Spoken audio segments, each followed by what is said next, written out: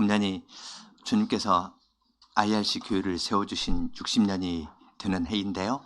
그래서 이번 2월에는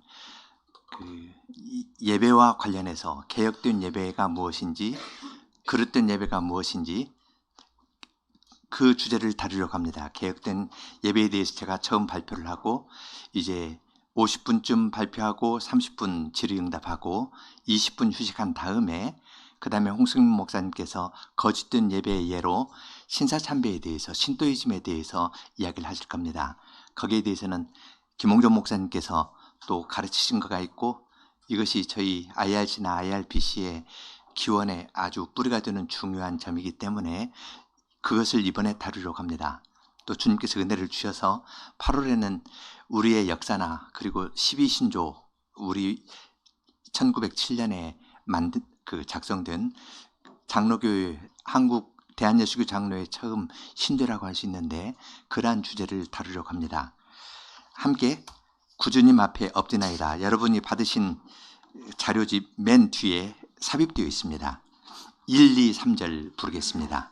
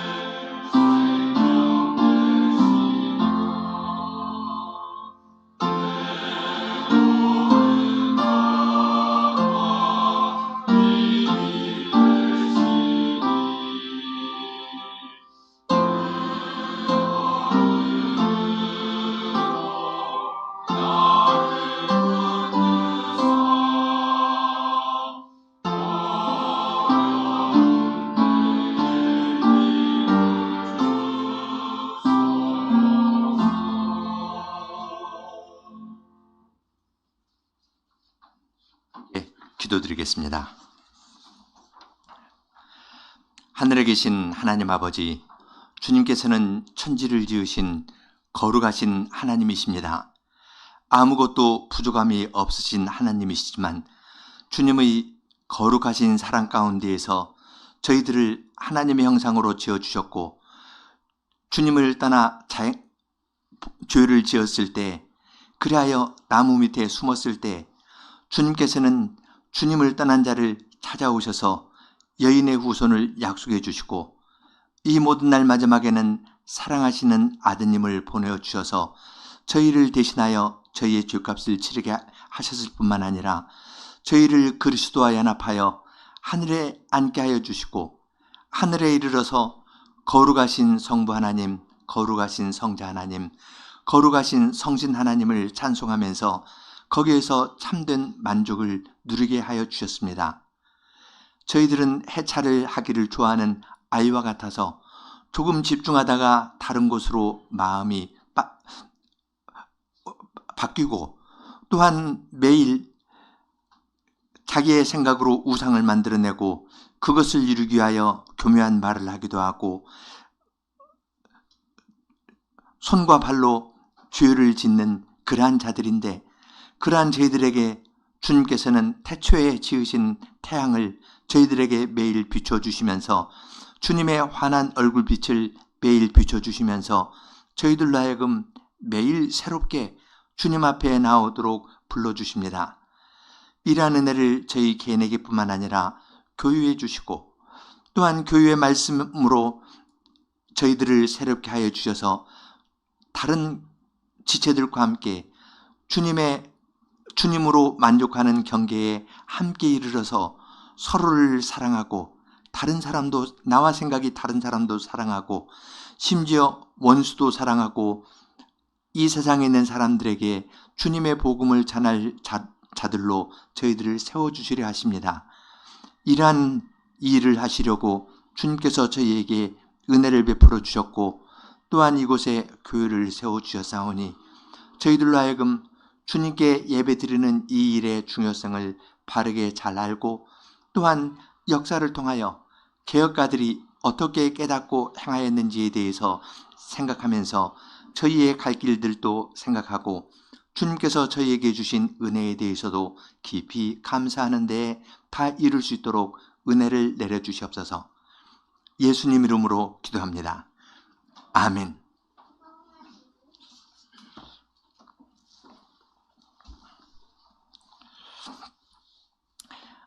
제가 오늘 강의하려는 주제는 개혁된 예배와 예배식, 루터와 칼빈 그리고 김홍전을 중심으로 하려 합니다.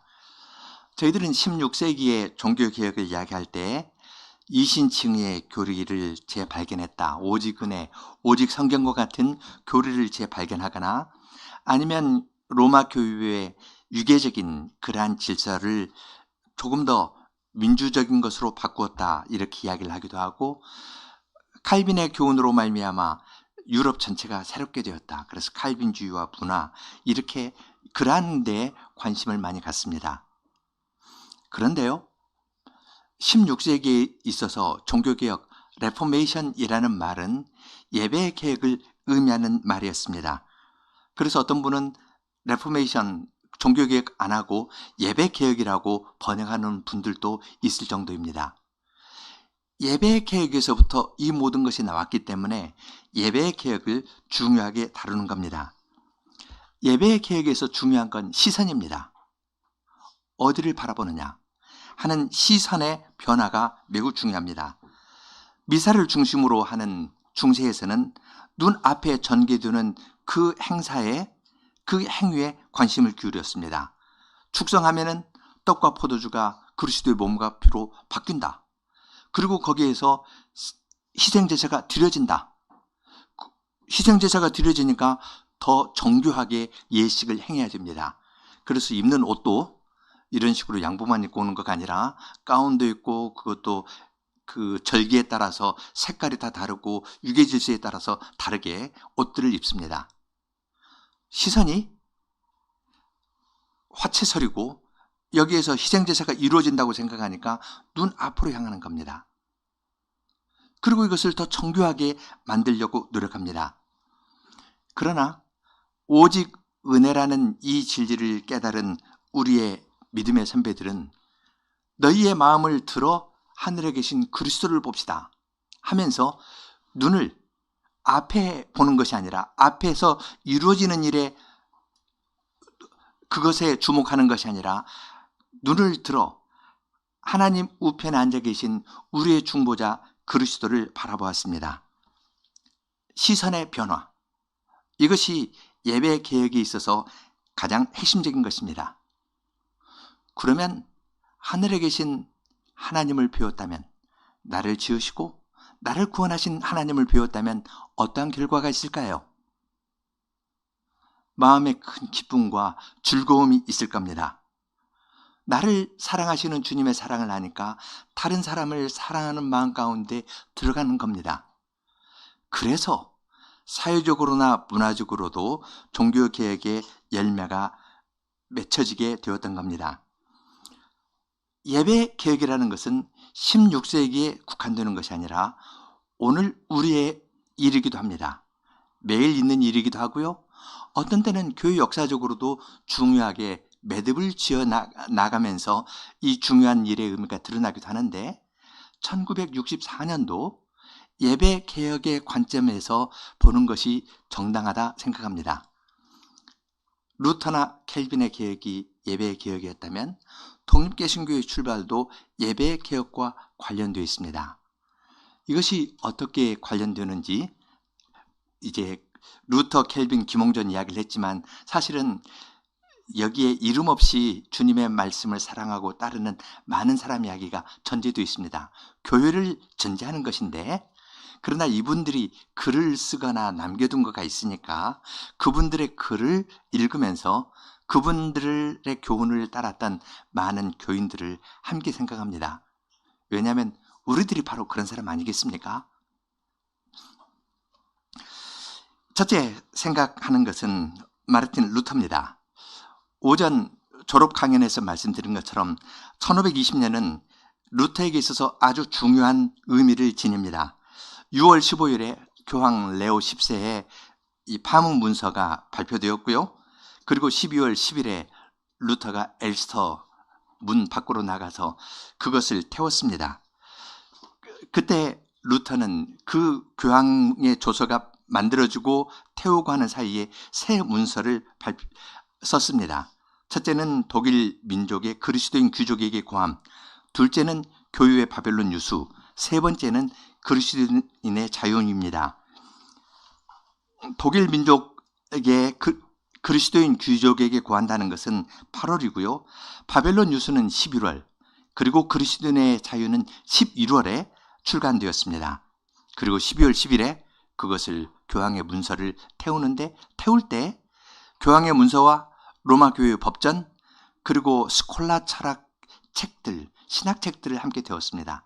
스콜라 철학의 방법론을 다루는 것들도 함께 태웠는데 그 의미에 대해서는 조금 있다가 또 말씀드리겠습니다. 독일 민족의 그리스도인의 귀족에게 고한다는 데에서는 세 가지 담이 있었다고 그랬죠. 그러면서 여기서 중요하게 다룬 것은 성경입니다. 교황이 성경을 해석할 권한이 갖고 있다. 교황과 평신도 나눌 뿐만 아니라 교황과 성경, 교황과 공의회 이렇게 나눈 것들에 대해서 성경을 바르게 전함으로써 말씀을 바르게 전함으로써 그 담을 헐었는데요. 첫 번째에서 다룬 것은 그리스도인 귀족에게 고한다는 데에서는 성경과 문제를 다루었다면 두 번째로 나온 책 교유의 바벨론 유수에서는 성례에 관한 주제를 다루고 있습니다. 7가지 성례를 하나씩 검토하는데 여기에서 루터는 3가지 잘못을 지적합니다. 첫째는 사제는 떡과 포도주를 모두를 평신도에게 주어야, 거기에 참석한 모든 회중에게 주어야 되는데 그렇지 않고 사제들은 떡과 포도주를 다 받지만 회중에게는 떡만 주는 이 현실에 대해서 그들은 비판하였습니다. 근거가 뭐냐? 그리스도께서 받아 먹으라 하고 주었는데 성찬을 행하라는 건 명령입니다. 받아 먹으라. 명령형으로 쓰였는데 로마 교회에서는 이것은 말을 바꾸어 가지고 허용한다 했습니다. 우리가 줄 수 있는 것을 왜 떡만 주고 왜 포도주는 안 주는지 이거 결정하는 권한은 교회가 있고 너희에게 주는 것을 허용하니까 주는 것이나 잘 먹고 잘 받아. 이런 식이었다고 이야기를 합니다. 그러한 사람에 대해서 루터는 아주 생생하게 말을 잘할 수 있는 재능을 가진 루터는 어떻게 말했을까요? 오전에서도 그랬죠? 가장 거룩한 사람이 아니라 가장 큰 죄인인 교황이요 하면서 이야기를 했는데요. 여기에서는 주님께서 명령하셨는데 명령을 순종하지 않고 자기가 결정한다 하는 사람에 대해서 너희는 바벨론과 같다. 그렇게 말했습니다. 책 제목이 교유의 바벨론 유수라고 말한 건 교황이 바벨론과 같은 권력이다. 니무롯과 같은 사냥꾼의 정신을 가지고 너희들이 교인을 억누르고 있다. 그렇게 지적하였습니다. 이것은 그렇기 때문에 주님께서 제정하신 성례가 로마 교황청에 의해 비참하게 억류된 채로 존재되어 왔고 교인은 모든 자유를 박탈당했다. 그렇게 말합니다. 교황은 주인이 아니라 봉사자이다.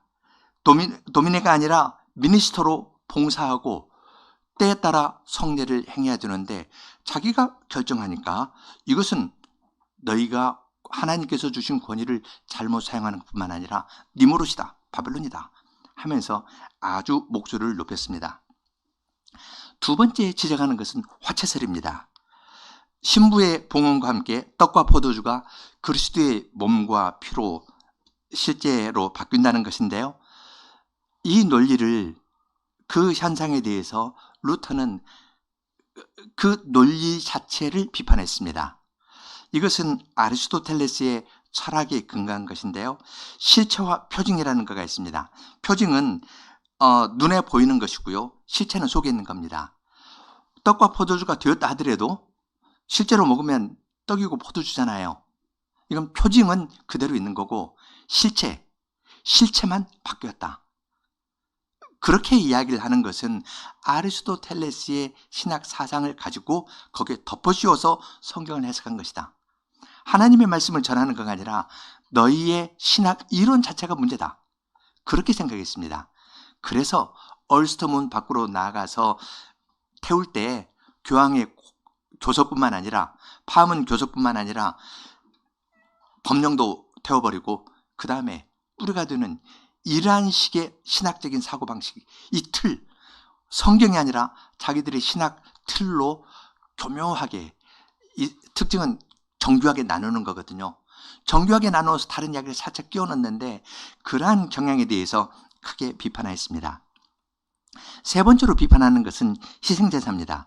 지금 여기에서 그리스도의 몸이 실제로 드려지고 있다 하면은 사람들에게 긴장감도 주고 또 경외심도 불러일으킬 수가 있죠.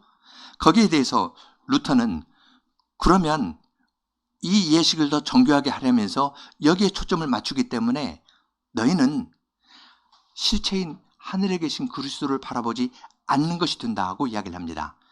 여기에 이 예식의 마음을 다 쏟아버렸기 때문에 여기에 이것을 받으면 은혜가 저절로 주입된다고 생각하였습니다.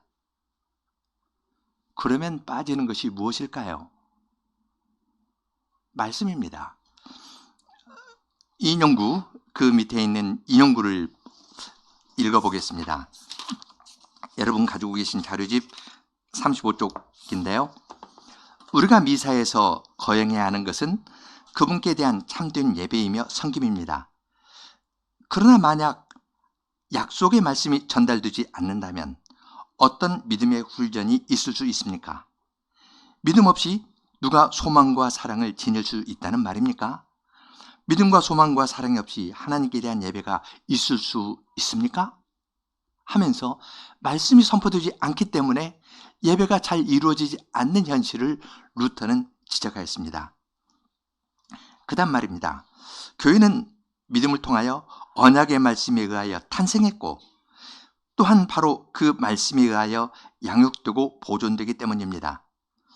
다시 말해 교회를 만드는 것은 하나님의 약속이지 하나님의 약속을 만드는 것이 교회가 아닙니다.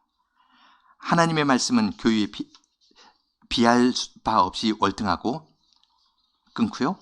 이 말씀 안에서 피조물로서의 교회는 법령을 내릴 것도 임명할 것도 새로 만들 것도 없고 오직 명해진 것을 받고 임명되고 만들어집니다.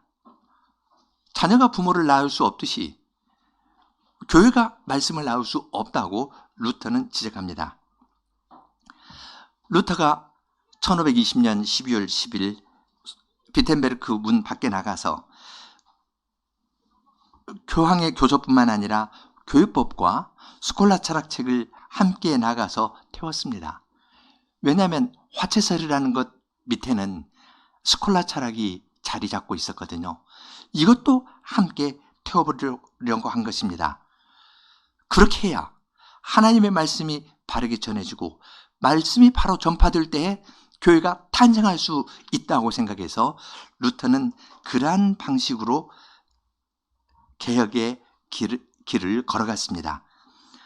예배를 개혁하여 하나님의 말씀을 전하는 것이 바벨론 포로로 끌려간 것 같은 현실에서 구원을 얻을 수 있는 유일한 길이다 생각하면서 성례가 시행되지 않는 그 현실에 대해서 루터는 깊이 생각하고 말씀에 순종하면서 나아갈 것을 이야기를 했습니다. 루터에게 있어서 중요한 건 시선의 변화입니다. 루터교 학자가 하는 말인데요. 그 십자가의 신학 이야기를 했죠.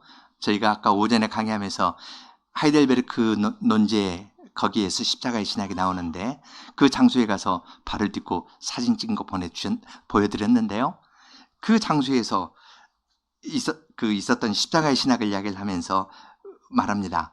미사를 통하여 하나님의 신비한 일들을 제시하는 사람은 신학자라 불릴 수 없다.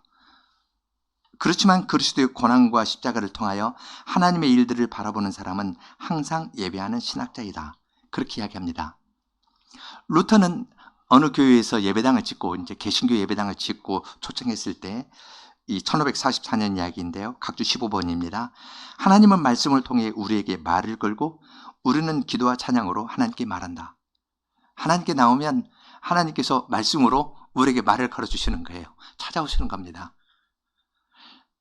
부모가 아이에게 말을 가르치면 아이가 말을 배워서 엄마, 아빠 하듯이 하나님께서 찾아와서 다정하게 말을 걸어주시니까 우리도 그 말을 배워서 하나님께 기도도 하고 찬양도 할 수 있다고 이야기했습니다. 그 일이 어디에서 일어나는가? 예배의 자리입니다. 그래서 루터는 예배의 자리에서 이 구원의 하나님을 만나는 것이다. 그래서 그 문단 맨 마지막에 있는 것처럼 이건 학자가 요약한 걸 인용한 건데요. 각주 18. 하나님은 기도드릴 수 있거나 우리의 꾀를 이길 수 있는 분이 아니라 즐길 수 있는 분으로 오신다. 우리에게 다정히 다가와서 말을 걸어주시는 그런 분이시거든요. 그런 분을 우리는 즐기는 겁니다.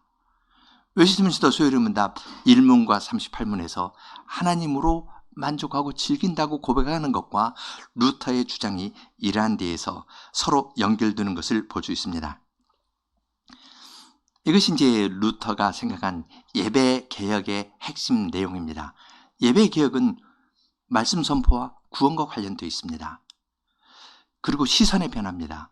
앞에 있는 미사라는 예식에 향하지 않고 하늘에 계신 그리스도를 바라보는 것으로 시선이 바뀌는 것이, 그리스도의 십자가를 통해서 시선이 바뀌는 것이, 이것이 개혁이었습니다. 그러면 이 개혁을 어떻게 시행할 수 있을까요? 예배식에 관한 것인데 1523년에 아래 표를 보면요, 미사와 성찬 예식사라는 것이 있고 또 26년에 독일어 미사와 예배 순서가 있습니다. 미사와 성찬 예식에서 이때는 라틴어를 썼는데요. 그리고 26년 독일어 미사 할 때는 독일어를 썼습니다. 루터는요, 미사가, 예배가 라틴어로도 쓰여지고 독일어도 쓰여질 뿐만 아니라 더 나아가서 다른 이야기를 했는데요. 이건 신학교 교수니까 할 수 있는 말이기도 합니다. 미사를 두 언어를 더 써서 드렸으면 좋겠다 했습니다. 뭘까요? 예, 히브리어와 헬라어입니다.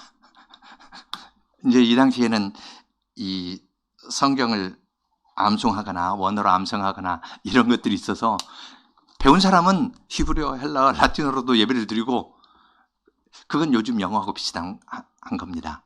그리고 그렇지 않은 사람은 독일어로 예배를 드리고, 이런 식으로 대상에 따라서 열려 있었던 것을 볼 수 있습니다.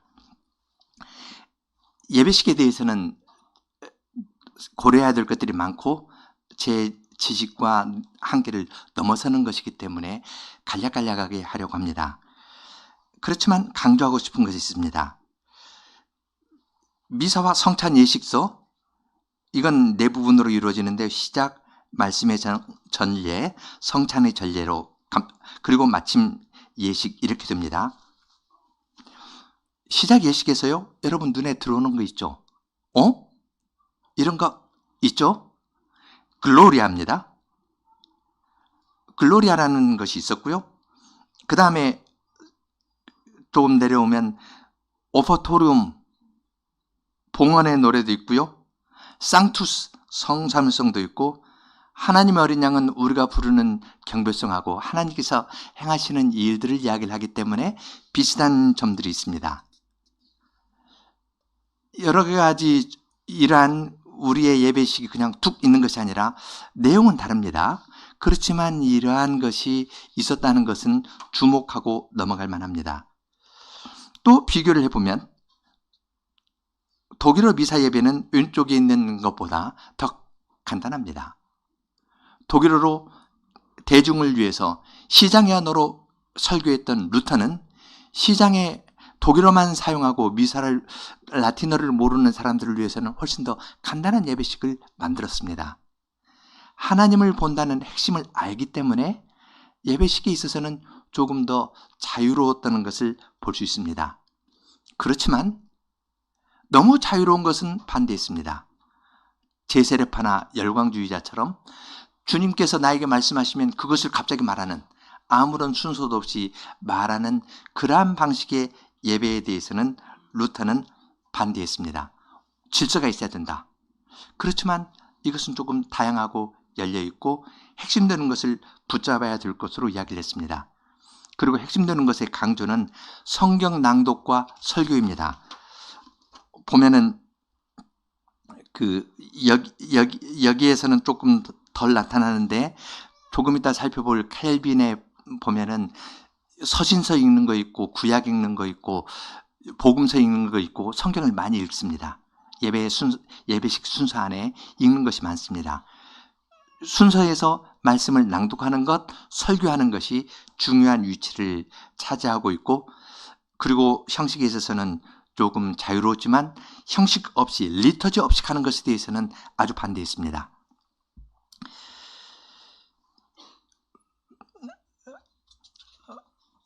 이렇게 하나님께서 예배 시간에 말씀으로 우리에게 찾아와서 먼저 말을 걸고 하나님께서 먼저 말을 거십니다. 그리고 그 말을 배워서 하나님께 응답하면서 나아가면서 교제하는 것, 이것이 예배의식의 변화의 전부입니다. 이 생생한 교제 가운데에서 그렇지만 어떤 틀을 가지고 나아갑니다. 이렇게 하나님을 뵙고 자유를 누리기 때문에 이러한 사람은 일상생활에서도 넉넉한 마음을 갖고 살아갈 것입니다. 두 번째로 칼빈과 제네바 예배 개혁에 대해 생각해 보겠습니다. 칼빈은 여러 영역에서 큰 업적을 이루었습니다. 주님께서 글을 쓰셔가지고 설교, 주석, 교회법 뿐만 아니라 예배에서도 크게 기여한 것이 있는데요. 그래서 칼빈하면, 예배하면 바로 나오는 것이 시편 찬송인데, 그러나 칼빈의 예배에 대한 이야기는 시편 찬송에 국한되는 것이 아닙니다. 그의 신학 전반과 서로 연결되어 있습니다. 삼위 하나님을 바르게 알고 예배하는 것이 칼빈의 신학 작업의 핵심이었습니다.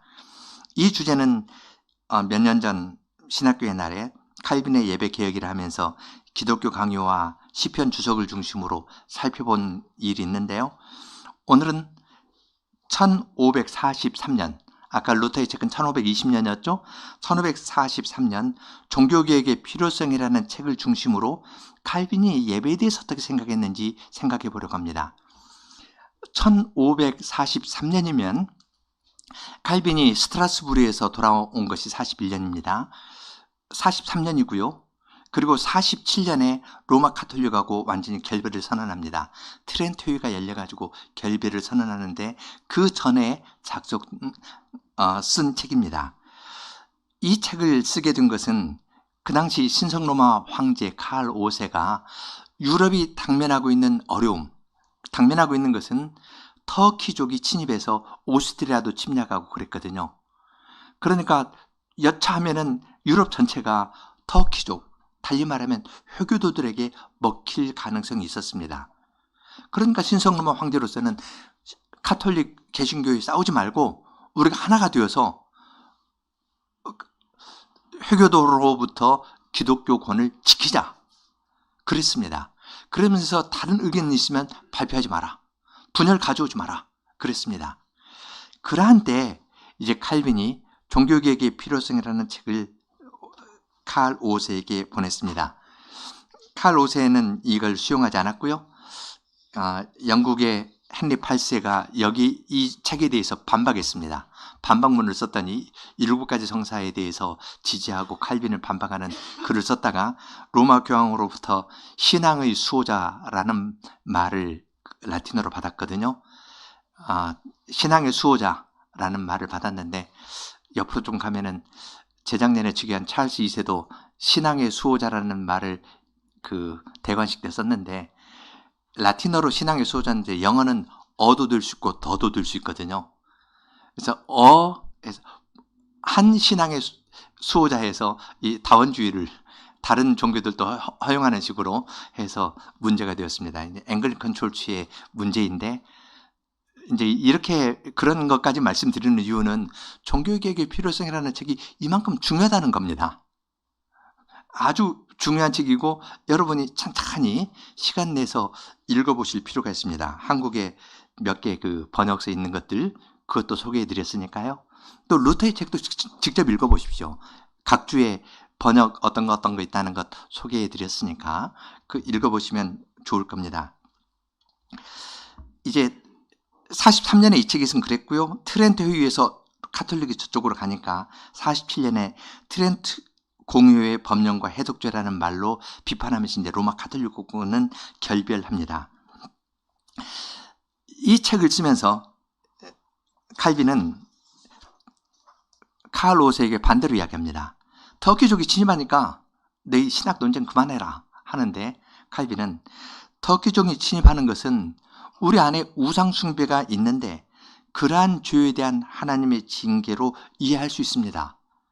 이 징계에서 벗어나려면 예배를 개혁해야 됩니다. 그렇게 칼빈은 이야기했습니다. 칼빈은 이것이 이 미사라는 이것이 악성 질병이기 때문에 당장 치료해야 될 것으로 이야기를 합니다. 지금 치료 안 하면 생명 끊어진다. 죽게 되니까 이건 빨리 해야 된다고 이야기를 했습니다. 예배 개혁이 칼빈에게 있어서는 매우 중요했습니다. 왜 그랬을까요? 루터를 생각해 보십시오. 루터에게 있어서 예배 개혁이 중요했습니다. 왜 그랬죠? 말씀이 선포되지 않으면 뭐가 없는 겁니까? 구원이 없는 겁니다. 신학을 설교하면은 그냥 자기들끼리 갑니다. 그러나 생생한 복음 강설로 복음이 전파되면 예배 현장에서 하나님의 백성이 생명을 얻고 더 풍성히 얻어가는 거거든요. 개혁은 예배를 통해서 하나님의 말씀을 듣고 구원을 얻는 것에 그리고 그 생명이 풍성하게 되는 것에 초점이 맞춰져 있었습니다. 단지 순서에 따라서 예배를 진행한 것이 결코 아닙니다. 그러면 가톨릭이 낫죠. 엄숙하고 종교심 만족시켜주고 탄정하고 힐링이 되고 그러나 거기에는 말씀이 제대로 선언되는 것이 아니기 때문에 우리의 믿음의 선배들은 나온 겁니다. 예배를 잘 드리려 한 겁니다. 그러나 제가 나왔다는 말을 썼지만 어떤 마음으로 나왔는지 한번 더 보겠습니다. 먼저 예배와 구원에 관한 이야기입니다. 40쪽에 있는 인용구 보겠습니다.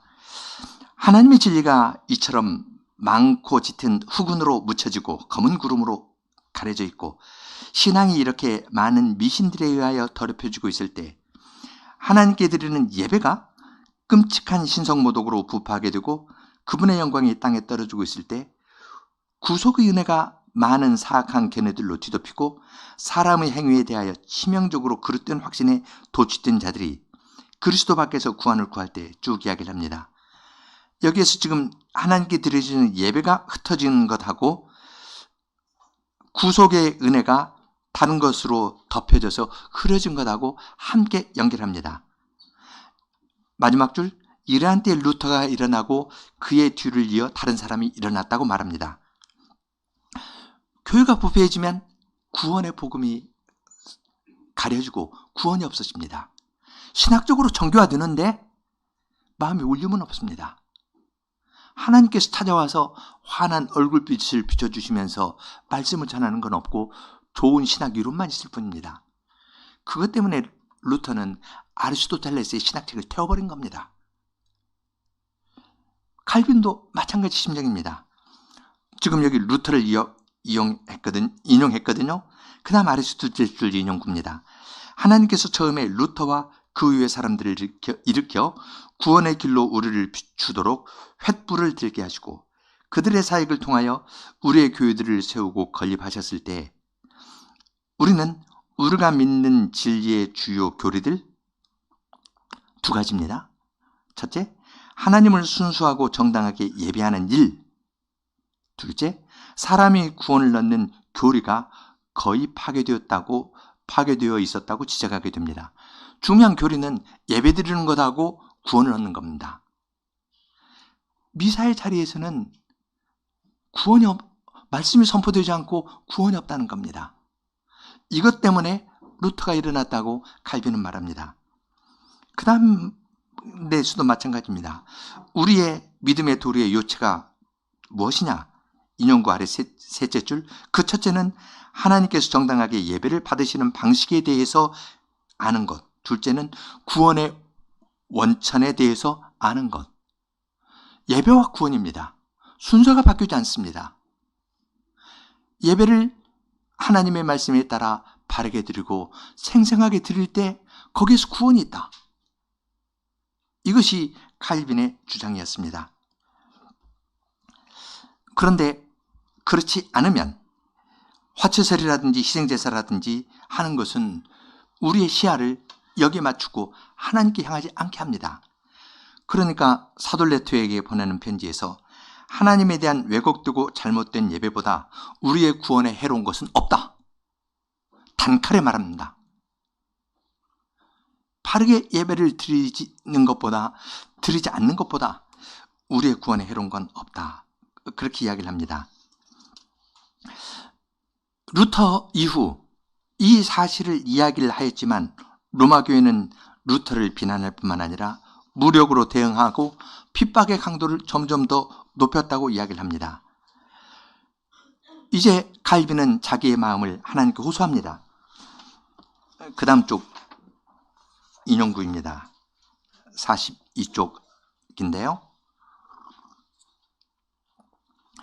그렇지만 우리가 오늘까지 행하여 왔고 지금도 행하고 있는 것은 오로지 한 분 하나님께서 우리 가운데에서 섬김을 받으시는 이 단순한 진리가 교회를 지배하는 것 이외에 어떤 다른 목적을 가진 것이 아닙니다. 만약 우리의 대적자들이 이 사실을 부정한다면 그들은 불경건한 가르침을 전하는 죄를 범하고 있다는 사실을 우리에게 납득시켜야 할 것입니다. 틀렸으면 말해달라는 겁니다. 그러나 가톨릭에서는 말하지 않습니다. 말하지 않고 핍박만 합니다. 그러니까 칼빈이 도대체 우리는 어떻게 해야 했습니까? 평화를 얻는 유일한 조건은 침묵함으로써 하나님의 진리를 배반하는 것뿐이었습니다. 우리가 적어도 불경건함과 조금도 교제하지 않음을 분명하게 단언하는 일 이외에 무엇을 할 수 있었겠습니까? 우리는 우리의 의무였던 것을 근실하게 다하고자 노력했던 것밖에 없습니다. 그렇게 말했습니다.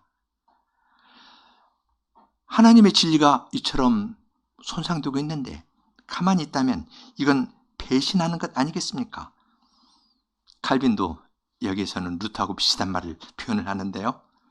개라도 주인이 공격받는 것을 보면 즉시 지저대는데 우리가 하나님의 거룩하신 이름이 그렇게 모독적 행위에 의해 상처받고 있는 것을 침묵하며 보고만 있을 수 있겠습니까?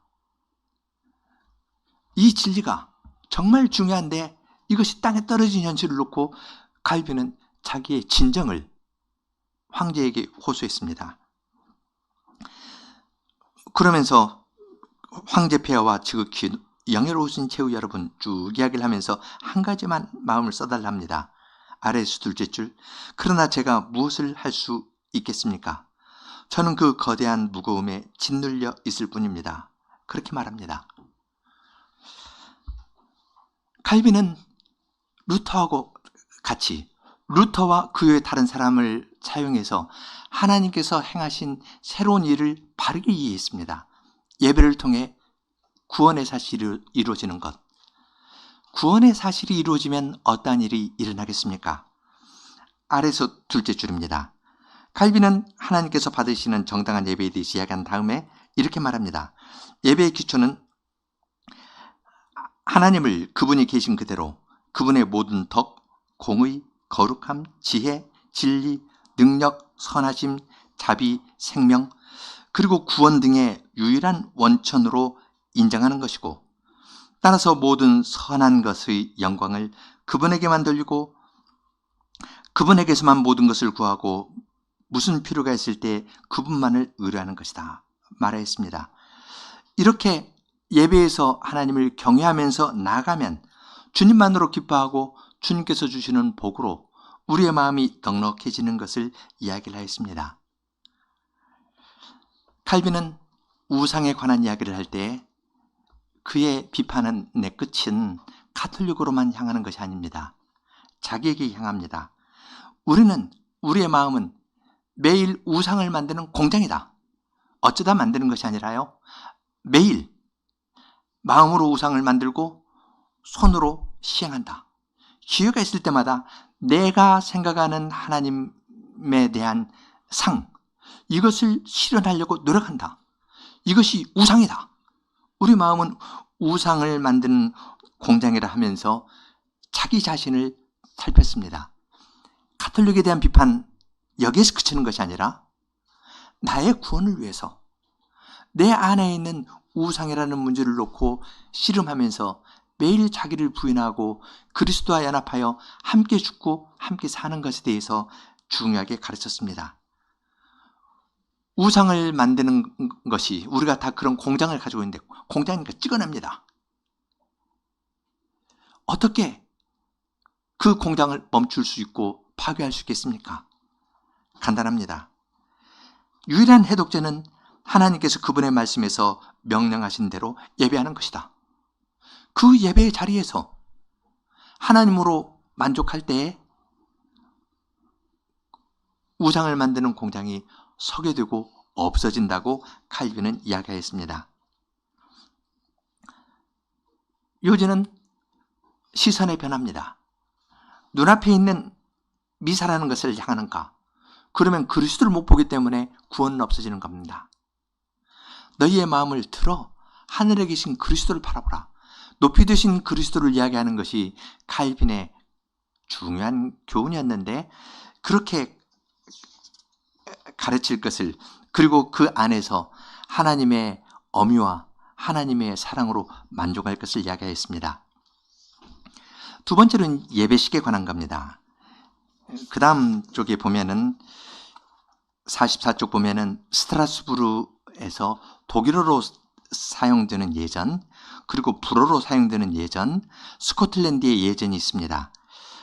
독일하고 스트라스부르에 이제 독일어 사용하는 교회가 있고 칼빈이 불어로 사용하는 교회의 예전을 배웠는데요. 제네바에서도 그걸 거의 그대로 사용하였습니다. 그렇지만 이 점에 있어서는 핵심이 되는 건 강조하고 다른 데에서는 여백이 있습니다. 가운데 있는 칼럼이 조금 복잡한 이유는 스트라스부르에서 사용되는 것하고 제네바에서 사용되는 것하고 한 두세 군데 좀 다릅니다. 그래서 여기에서는 들어있고 여기서는 빠졌다는 것을 표시해서 조금 복잡하게 표가 만들어졌는데요. 이것 자체가 여백이 있고 여유가 있다는 겁니다. 질서는 있대. 그러나 여백이 있고 핵심이 되는 것을 붙잡았다는 것을 여기에서 생각할 수 있습니다. 그 다음 부분으로 넘어가겠습니다. 독립개신교의 예배와 예배식에 관한 부분으로 가겠습니다.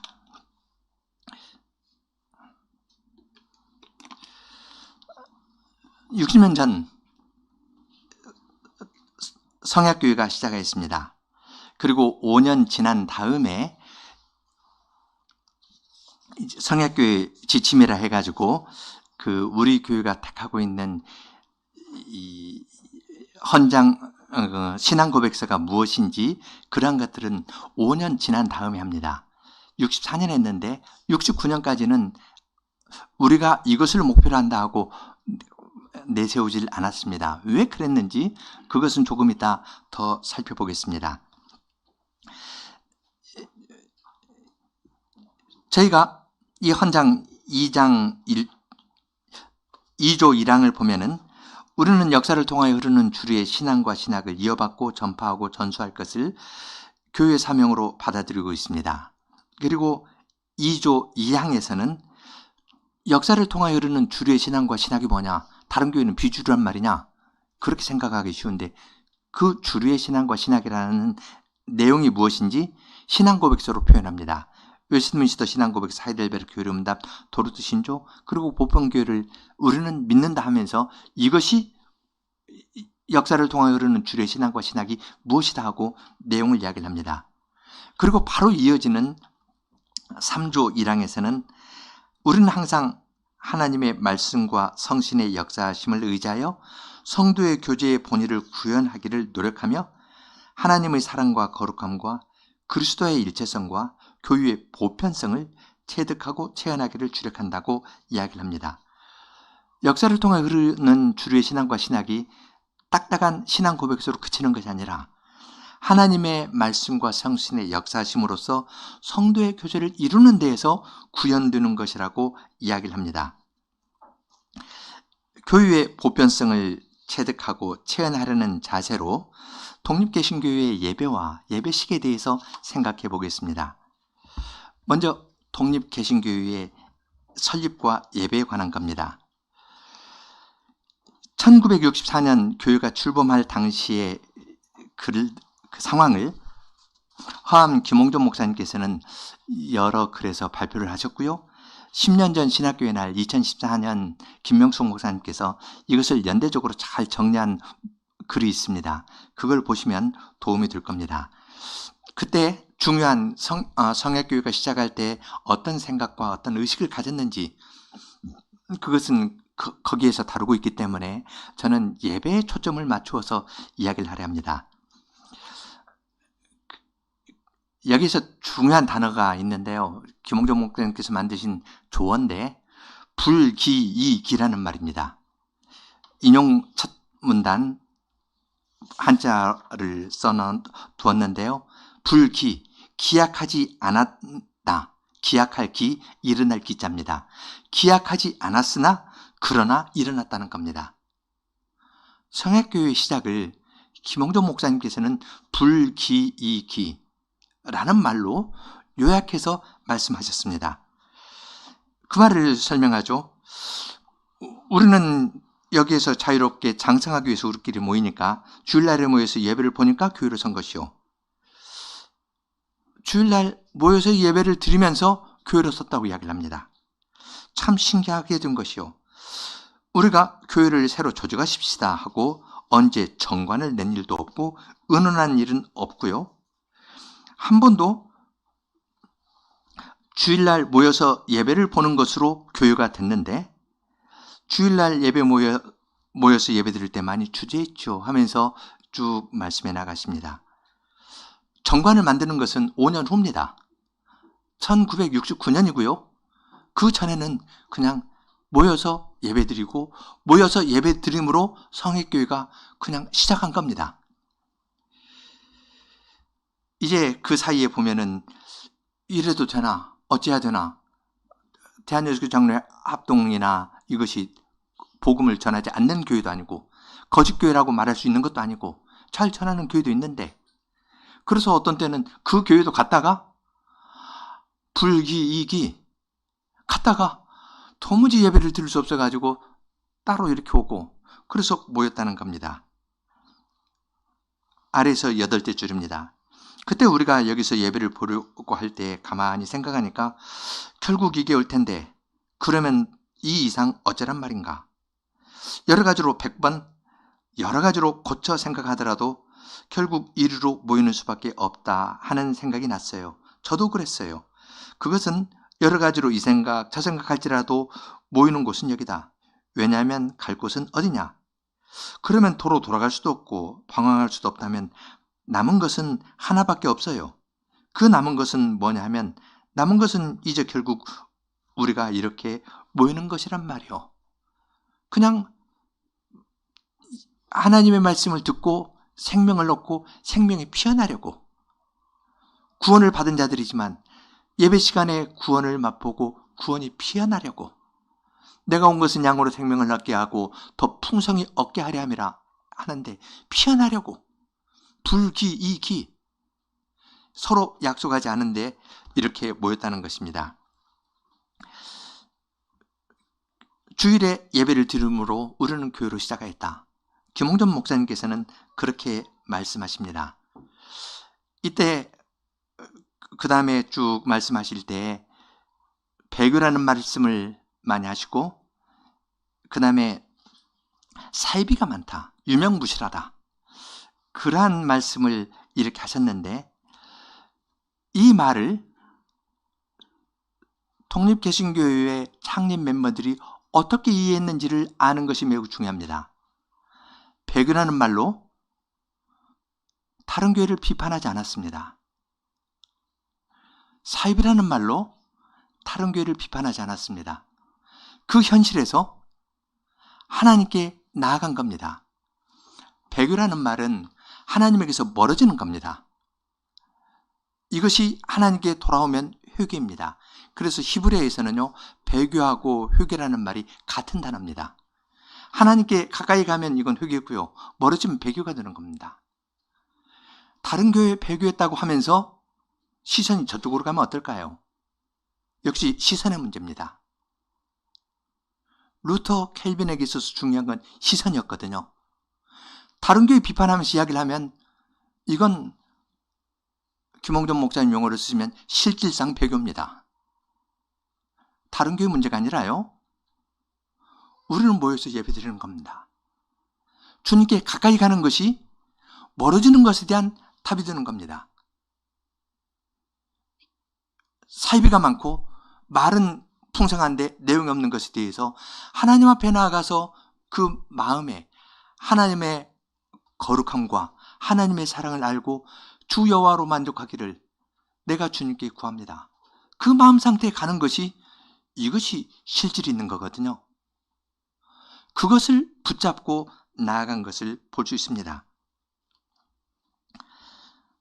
성약교회 창립회원들은 47쪽 아래서 넷째 줄입니다.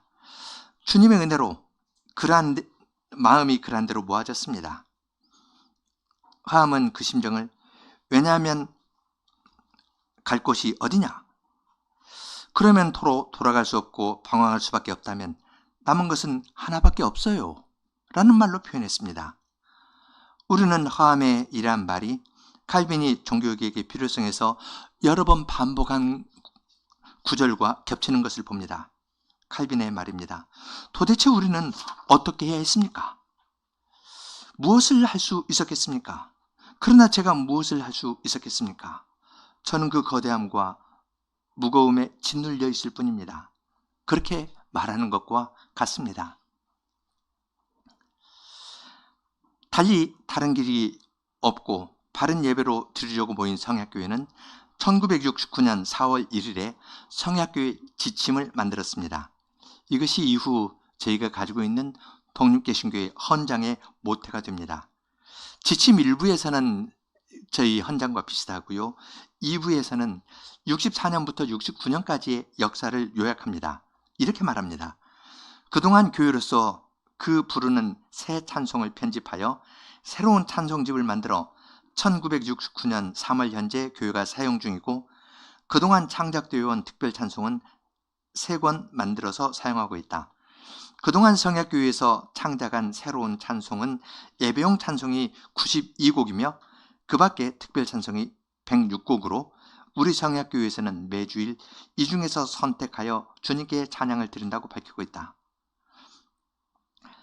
64년 시작해서 불기이기로 어떻게 할 수 없어가지고 모여서 예배를 드린 우리의 선배들은 5년간의 역사를 예배 드린 것 하나로 요약합니다. 그리고 주님께서 교회로 세워주시는 것을 보았을 때 성약교회 지침을 만들고, 그 다음에 10년 후 1974년에 강변교회가 서고 김홍정 목사님께서 오셨을 때 이제 1980년에 강변교회가 교회로서의 모습을 드러내니까 IRC를 조직한 겁니다. 조직을 먼저 내세워놓고 가는 것이 아니라 실질적으로 하나님께 예배드리는 실질을 잡으면서 한 걸음씩 나아간 것을 여기서 볼 수 있습니다. 요한계시록 강해에서 한 구절 인용합니다. 굵은 글씨 있는 데입니다. 그런 거로 교회는 사람이 만들어내는 것이 아니고 교회는 필요에 의해서 하나님이 내시면 탄생하는 것이요. 그것은 무엇으로 했느냐 하면 하나님이 사랑하셔서 독생자를 보내신 공효를 그에게 입히신 까닭에 그런 거예요. 이렇게 교회가 형성되는 기본에는 하나님의 사랑의 작용이 먼저 있었던 것이니라. 그러므로 교회는 하나님의 사랑이 그에게 이 교회에 부어졌을 때 그것이 본상적인 정상적인 작용을 하는 것이라고 이야기를 했습니다. 하나님께서 말씀으로 교회를 낳으시고 사랑으로 낳으시고 사랑으로 돌보시는 겁니다. 사람이 하는 것이 아니라 예배를 드리는 자에게 주님께서 이러한 은혜를 베풀어 주십니다. 요약하면 독립개신교회는 배교라는 말로 다른 교회를 비판하려는 것이 아니라 말씀의 인도를 받아 교우들이 함께 바른 예배를 드리고 그리스도와의 몸과 연결되어서 서로 성도의 교제의 실질을 이루면서 나아갔습니다. 그러한 소원을 가지고 작은 걸음을 내디뎠던 것입니다. 이제 두 번째 부분, 예배식에 대해서 말씀드리겠습니다. 바른 예배를 드리려고 모인 초기 회원들은 예배식을 개혁하려고 노력했는데요.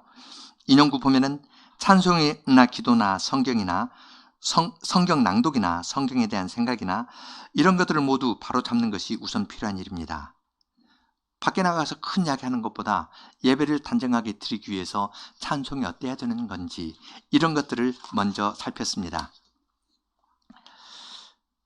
찬송에 대해서 이야기를 할 때, 예배식에 관해서 이야기할 때 두 가지를 말씀드리고 싶은데요. 첫째는 제사와 증언으로서의 찬송이고, 둘째는 센치멘탈리즘과 센치멘트에 관한 겁니다. 여러 번, 이건 여러분도 김홍정 목사님께서 자주 말씀하셔서 잘 아시는 내용이라 생각합니다. 예배는 하나님께 드리는 찬송은 히브리서 13장 15절 말씀처럼 찬미의 제사를 하나님께 드리자. 이는 그 이름을 증언하는 입술의 열매니라 해서 찬송은 하나님께 드리는 제사로 이야기했습니다. 김홍돈 목사님께서는 속죄제, 속건제, 번제, 소제, 화목제 이 5가지 제사의 성격과 찬송이 어떻게 연결되는지에 대해서도 말씀하셨습니다. 그 문단 마지막 인용구입니다. 각주 60 있는 데인데요. 이렇게 찬송을 드렸을 때 열매가 나타나야 됩니다. 열매는 주께서는 들으시고 기쁘시게 받으시는 거룩한 표를 나의 마음 가운데에도 그 기쁨을 나눠주시고 평안을 주시고 또 주님을 향한 더욱 간절한 신앙을 주시고 주님을 더욱 감사하는 심정을 주시고 또 주를 찬송한 사람답게 형제에 대해서도 항상 마음이 아름답고 따숩고 평안함을 늘 남에게 끼친다는 이런 거룩한 상태에 이르러야 하는 것이다고 이야기를 하였습니다. 찬송을 드리면 화목제의 응식을 받는 것처럼 화목제를 드리면 하나님께서 주시는 것을 하나님 앞에서 먹는 거잖아요. 이러한 제사를 드리면 하나님 앞에서 이런 따뜻한 마음이 있어야 되는 겁니다. 화목제를 놓고 분인나처럼 싸우는 태도면 그건 하나님이 안 받으시는 겁니다. 이러한 마음의 상태에 이르는 것이 예배의 핵심이라고 여러 번 반복해서 가르쳤습니다. 둘째는 이 찬송은 주님의 이름을 증언하는 입술의 열매입니다. 내가 입술로 하나님을 높일 때 하나님께서는 그 찬송을 사용하여서 다른 사람을 주님께로 찬송하는 대로 인도하십니다. 센치멘탈리즘과 센치멘트에 관한 건데요. 김홍전 목사님의 찬송을 이렇게 계속 작곡하신 것을 교회에서 부르는데 이건 센티멘탈리즘은 아니죠. 김홍종 목사님 강세를 들으면 노래도 하십니다. 예를 들어서 내 주를 가까이 하게 함은 삼박자풍으로 이렇게 풍짝풍짝풍짝통으로 하면은 내 마음과 감정은 실어서 표현하는 센티멘탈리즘은 되지만 이건 현실에서 도피하는 거지. 정확하게 어떠한 문제를 파악하고 해결할 수 있는 능력은 없는 것이다. 그래서 센티멘탈리즘을 가지고는 하나님께 나아갈 수가 없다. 화목제 희생에 참여한 사람이 이웃에 대해서 따뜻한 마음을 가진 것을, 그러한 마음의 움직임을 센티멘트, 정조라는 말로 김홍종 목사님께서는 표현합니다. 하나님 앞에 섰을 때 이 거룩함 앞에서 우리에게 주님께서 주시는 내 마음의 참된 평안과 기쁨이 가득한 것을 표현하려고 노력하였습니다. 그래서 곡 자체가 우리에게 익숙한 뽕짝풍이라든지 부흥성가라든지 이런 식이 아니라 하나님께서 하나님의 거룩한 사랑을 표현하기에 적합한 찬송들로 다시 지었습니다. 리터지로 넘어가겠습니다. 이제 64년에 교회가 시작할 때 한국 교회에서는 영광송, 성삼위송, 경배송, 헌상송 이러한 것들은 거의 알려지지 않은 것입니다. 음악가였던 김홍전 목사님께서는 신사참배의 어려운 가운데 지나면서도 찬송들을 작곡하셨고요. 하나님께 예배드리면 이러한 순서였으면 좋겠다 했습니다. 예배의 리터지는 오더가 있습니다. 하나님의 영광을 빌 때 거기에서 우리가 영광성을 부르죠. 그 다음에 이 영광 가운데에서 삼위로 계시는 하나님을 봅니다. 거룩하신 성삼위 하나님을 부르면서 그분이 행하신 일을 보니까 그분께 경배하고 싶은 마음이 생기는 겁니다. 경배송으로 갑니다. 경배송을 앞에 놓고 그 다음에 영광송을 뒤에 놓으면 어떨까요? 물론 예배 맨 마지막에 송영은 영광의 요소가 있습니다. 모든 걸 돌려드리고 다 이룰 것에 관한 것도 있는데요. 약간 오고 가는 것이 있지만 저희 찬송에서도 경배송 1번은 성삼위송 1번으로 넘어가잖아요. 그러니까 이 순서에 발전이 있지만 그 순서마다 하나님께 절하는 겁니다. 그렇지만 전반적으로는 질서가 있습니다. 성경 낭독과 설교는 순서가 바뀌면 안 됩니다. 설교 성경 본문 읽지 않고 설교해놓고 오늘 성경 본문은 이겁니다 하고 읽으면 어떻게 되겠습니까? 안 되죠? 이 오더가 있는 겁니다. 그래서 이렇게 합리적으로 생각할 수 있는 순서가 있다. 그것을 김홍전 목사님께서는 잘 가르쳐 주셨습니다. 그런데 이 순서를 썼으니까 됐다.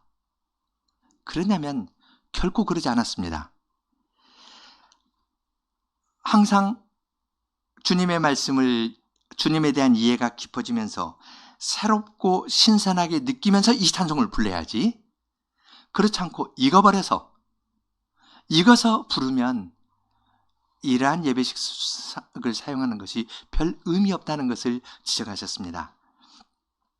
그래서 조금 몇 가지를 저희 예배식에서 몇 가지를 더 생각하려고 하는데요. 생각하려고 하는 것은 예를 들어서 영광송, 성삼위송, 경배송에 조금 더 초점을 맞춰서 말씀드리려고 하는데, 영광에 대해서 김홍전 목사님께서 어떻게 가르쳤나? 성삼위송 하면 하나님의 거룩에 대해서 어떻게 가르치셨나?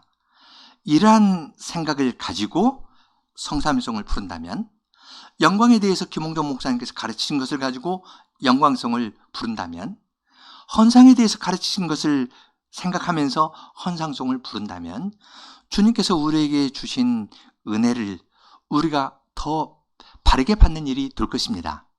그래서 그 다음 몇 페이지에서는 우리의 예배식에서 다루고 있는 주제가 어떠한 것인지 습관적으로 익어버려서 부르는 것이 아니라 이러한 생각을 가지고 영광송, 성삼위송을 불렀으면 좋겠다 해서 말씀드리려고 하는 겁니다. 다른 것들은 그냥 넘어가겠습니다. 그 영광송 이야기를 하는데요. 지금 53쪽이죠. 주기도문은 영광으로 끝나거든요. 대개 나라와 권세와 영광이 아버지께 영원히 싸웁니다. 주기도문 할 때에는 교회가 기도를 드리는데 대표자가 기도하면은 장점도 있지만 어려움도 있습니다. 기도할 때 저 기도자가 그 다음에 어떤 말 할지 모르거든요. 그런데 잘 알려진 주기도문을 그 내용을 생각하면서 회중이 함께 부르면 교회의 기도로서 좋다. 그리고 이 기도가 영광으로 끝나니까 김홍종 목사님께서는 그래서 이어서 영광송을 부른다. 영광을 받으시는 하나님을 이야기할 때 두 가지를 말합니다. 경외하는 거고요. 두 번째, 동시에 나를 자녀로 삼아주시는 사랑의 하나님이시라는 걸 생각하면서 하나님의 영광을 찬송한다고 말합니다. 아래 셋째 줄이요. 하나님을 경외하는 심정으로 하나님의 영광 앞에 설 때 우리는 우리의 부족과 죄를 깨닫습니다. 인용입니다. 내 자신의 위치는 예배할 때 하나님의 영광에 비추어 자기의 죄를 우선 잡아가는 것이다. 자기 자신이 참으로 하나님, 곧 하나님의 영광 앞에서는 아무것도 아니고 참으로 보잘것없는 죄인이라는 것, 불결하다는 것을 느끼는 겁니다. 이것이 이사야, 욥도 그랬다 하고 이야기를 합니다. 영광송을 부를 때 추상적인 영광송이 아닙니다. 그 거룩한 어미 앞에 섰을 때 나의 죄를 깨닫고 이러한 죄인을 용서해 주시는 하나님의 사랑을 생각하면서 영광송을 부르는 겁니다. 영광송은 성삼송으로 이어집니다. 영광 가운데 계시는 하나님은 거룩하신 성부, 거룩하신 성자, 거룩하신 성신으로 계신다는 것을 깨닫고 삼위 하나님을 찬송합니다. 로마 가톨릭에서도 미사곡에 이 성삼위성이 한 자리를 차지하고 있는데요. 우리하고 좀 다릅니다. 왜 다르는지, 이건 거룩함에 대한 이해의 차이에서 비롯한 것이라 생각합니다. 김홍준 목사님께서는 여러 곳에서 거룩에 대해서 이야기를 하고 거룩한 시간, 거룩한 장소라는 말, 하나님께 드려지는 것이 거룩한 것이다. 또한 하나님의 거룩한 성품에 참여하는 것을 거룩으로 이야기를 했습니다.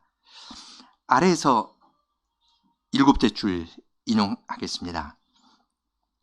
하나님께서 거룩하시다는 속성을 다른 속성에 대한 기본적인 속성으로 가르칩니다. 예를 들면 하나님은 진리시다 할 때에는 이 진리는 거룩한 진리입니다. 하나님은 사랑이시다 할 때 이건 거룩한 사랑, 하나님은 공의로우시다 할 때 거룩한 공의, 이렇게 부르는 것입니다. 이처럼 거룩함은 다른 어떤 여타의 속성에도 항상 기본적으로 그 밑자리에 늘 존재하는 속성입니다. 그렇게 이야기를 합니다. 각주 77 보면은 김홍종 목사님께서는 이 거룩이 기저가 되는 것이다. 다른 용어를 써가면서 거룩함이 모든 것을 포괄하는 것이지 딱딱하고 엄숙한 무서운 분으로 거룩을 이해하는 것은 옳지 않다고 여러 번 강조했습니다. 거룩하신 삼위 하나님의 사역으로 말미암아 구원의 경영이 이루어지면서 우리는 하나님의 거룩함에 참여합니다. 그래서 내가 거룩하니 너희도 거룩하라는 말씀처럼 그 거룩함에 참여하는 겁니다.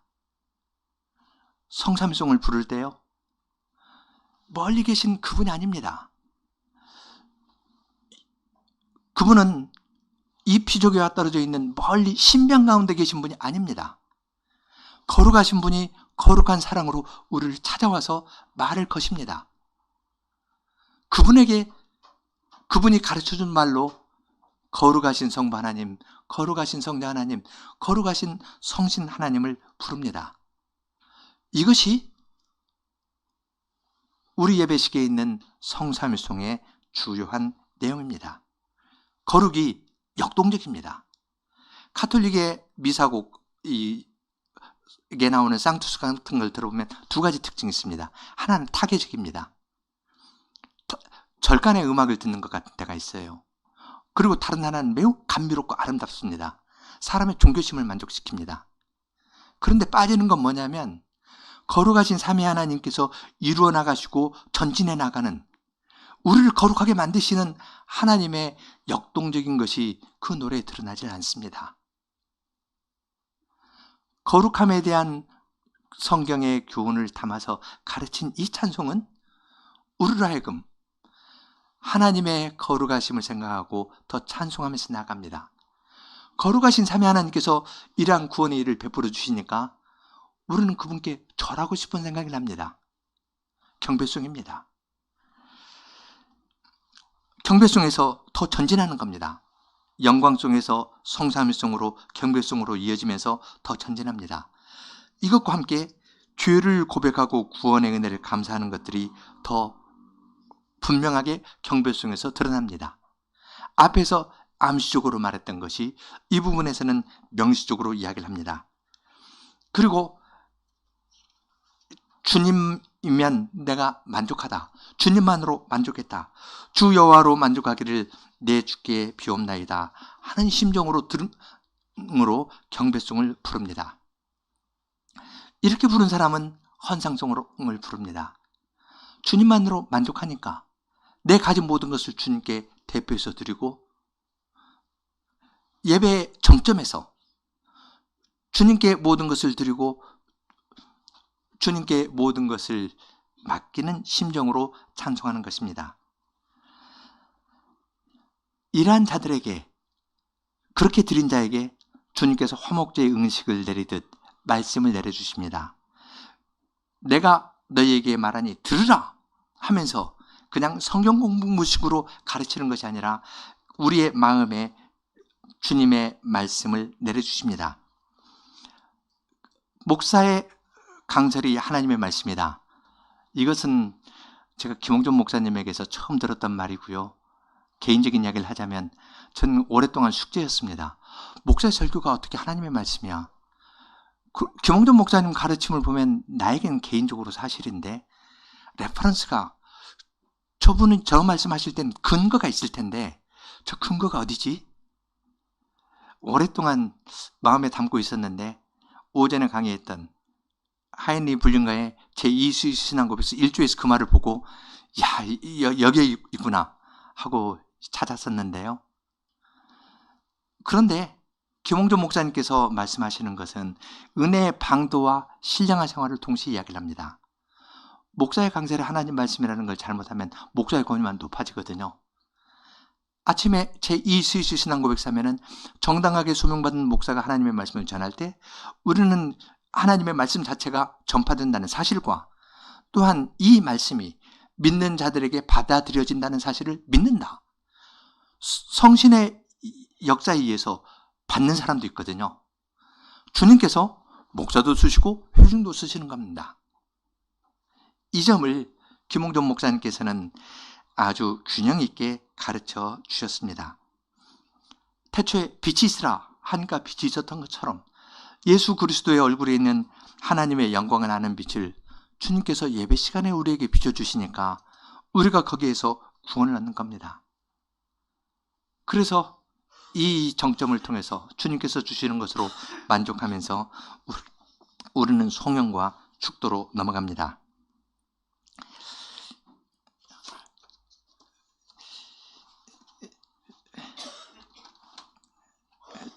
제가 사회자를 겸했더니 좋은 점도 있고 안 좋은 점도 있습니다. 좋은 점은 마음대로 하는데 안 좋은 점은 50분 강의하기로 한 것을 시간을 훨씬 넘겨버렸다는 겁니다. 결론은 간단합니다. 예배, 루터, 칼빈, 김홍전 세 분에게서 볼 수 있는 건 예배는 곧 구원의 문제였습니다. 그리고 시선의 문제입니다. 그리스도를 보느냐, 나를 보느냐, 앞에 있는 사람을 보느냐, 다른 사람을 보느냐. 시선의 문제입니다. 예배는 우리가 스스로 예배 드릴 수 있는 것이 아닙니다. 하나님께서 찾아오셨습니다. 하나님의 영원한 사랑 가운데에서 교회는 피조물이거든요. 만들어지는 거거든요. 교회는 말씀의 피조물입니다. 찾아오시는 그분을 배우면 구원을 얻고 더 풍성히 얻게 될 것입니다. 그러면 서로 다른 현상은 어떻게 해야 되나? 라는 것이 있는데요. 이 강의를 준비하면서 여러분 58쪽 중간 가운데 있는 부분입니다. 요한계시록 7장 9절을 인용하겠습니다. 7장 9절 10절입니다. 각 나라와 족속과 백성과 방언에서 아무라도 능히 셀 수 없는 큰 무리가 흰옷을 입고 손에 종려가지를 들고 보좌 앞과 어린 양 앞에 서서 큰 소리로 외쳐 가로되 구원하심이 보좌에 앉으신 우리 하나님과 어린 양에게 있도다 하는 찬송을 드립니다. 각 나라와 족속과 백성과 방언 가운데에서 아무라도 능히 셀 수 없는 큰 무리가 나왔습니다. 이들은 방언이 다르니까요. 방언이 다르면 노래가 달라지는 겁니다. 말이 다르면 표현할 수 있는 노래도 달라집니다. 우리가 새하늘과 새 땅에서 갔을 때 우리는 한국말로 노래할 텐데요. 라틴어로 노래하는 사람, 히브리어, 헬라어로 노래하는 사람들과 함께 주님을 찬송할 겁니다. 이루 셀 수 없는 큰 무리가 함께 주님을 찬송하는 것이 우리의 미래입니다. 우리의 시선은 그리 향해야 됩니다. 한 분 하나님을 섬길 때 우리는 그분을 바라보면서 다른 사람들을 이끌고 나아갈 수 있습니다. 이것이 불기이기로 어쩔 수가 없었어요. 칼빈도 우리가 어떻게 한다는 말입니까? 하면서 그냥 예배 드렸던 겁니다. 그렇게 예배 드릴 때 교회는 태어났습니다. 그리고 그 안에 따뜻한 사랑이 넘치고 교회의 아름다운 모습이 있었을 때 주님께서는 다른 사람, 우리를 사용해서 교회를 아름답게 더 세워주셨습니다.